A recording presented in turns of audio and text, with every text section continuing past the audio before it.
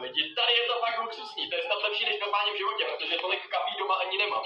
Vytvoříme si nějakou kávu, udělá se to hned? Jo, co jsem si to vytvořil? Něco ovocného, super, dobrý, tak jo, vypiju to, dobrý. Akorát se mi tady z toho motá hlava. Každopádně, vrátím se zpátky, tak. Co bych tady mohl dělat? Lidi, jsem tady ani ne 5 minut a už to začíná být trošku nuda.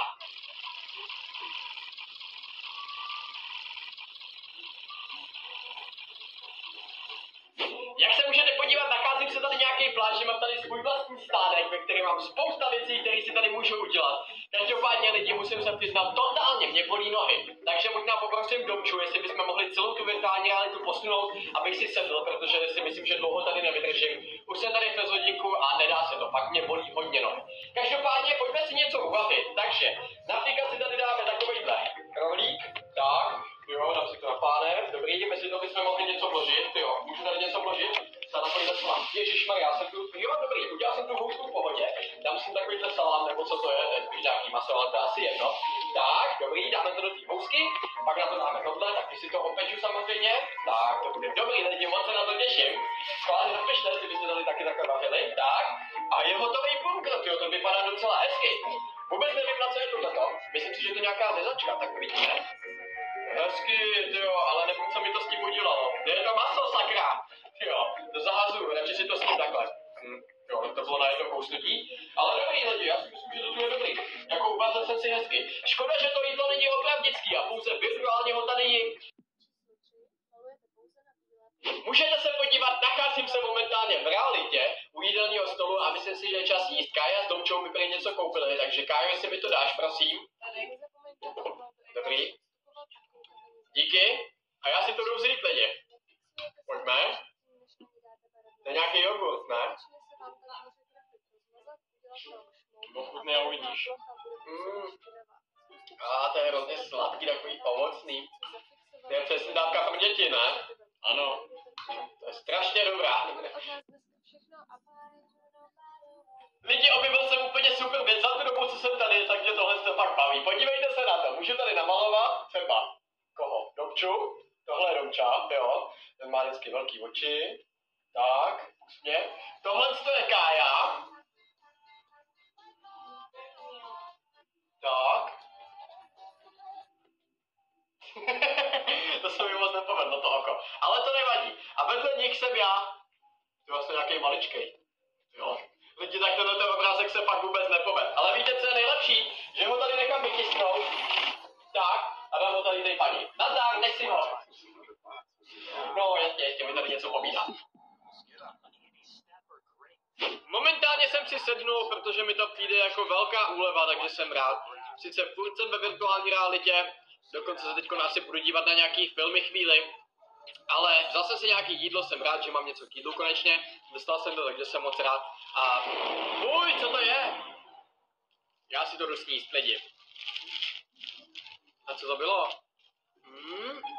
A doufujeme, že budu pořádně najedenej. Zdá se mi to, nebo tady něco na mě padá? Málo místa v knihovně. Vyměňte přečtené knihy za nové s knihovrátkem od knihkupectví Martinus.cz. A teď dokonce jí i fyzi. Co to je?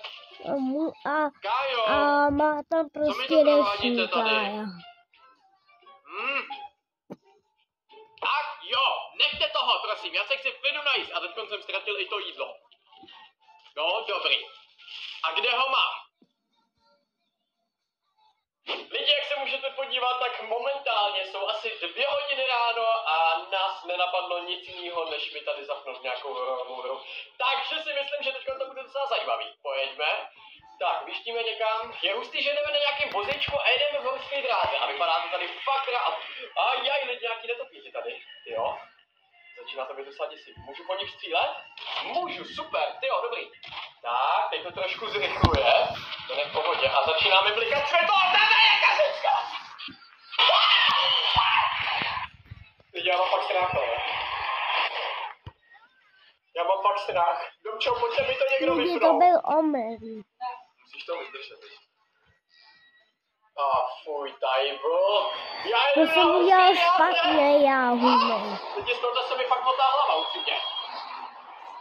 A fyziky tady úplně normálně se bojí strašně jak straš pipel. Jako upřímně ta lidská dráha mě baví, ta není ani moc děsivá, takže super. Sakra, já jdu do nějakého děsivého hotelu. Lidi, já mám strach jenom chodit na nějaký prozkoumávačky a ještě mám jezdit do hotelu. Děsivej. Tam jsme byli s Tomčou. Už tam znova nechci. Vám říkám, že je fyzi straš pipel. Lidi, přestože v normálním světě už jsou 2 hodiny ráno, tak tady pořád svítí sluníčko. Můžete se podívat, je tady fakt nádherně. Tamhle mi dokonce svítí světlo jako sluníčko, který jsem dřív měl ve svém vlastním pokojičku. Já se dojdu teda tamhle vyspat. Podívám se tady ke své posteli. Tady mám takovouhle spíš, super. A co je na tom nejlepší je, že si opravdu skutečně tady můžu lehnout takhle krásně na postel. Nandám si tady spací čepičku. Tak, takhle si dám na sebe. Super. No a asi můžu jít usnout. Lidi, můžete se podívat, mám tady budík a na něm jsem nastavil mod spaní. A to znamená, že za 30 sekund se probudím. Ta hra asi si myslí, že v tom nebudu reálně spát, takže já nejdřív asi nechám zaplit ten budík, vemu si spací čepičku, nasadím si ji, tak a jdu spát normálně. Takže se mějte hezky a dobrou noc.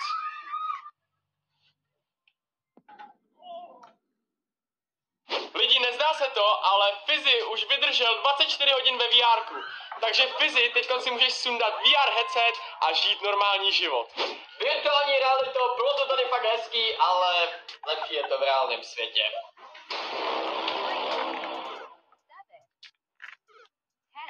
Lidi, tak tohle je mazec. Upřímně jsem teďkon rád, protože normální svět vypadá úplně na pohodu. Teď mám takový trošku pocit, jako že jsem znova ve virtuální realitě, ale už nejsem. Ale je to tady fakt hustý. Každopádně myslím si, že tohle bylo mega video. Pokud se vám líbilo, tak rozhodně klikni na like.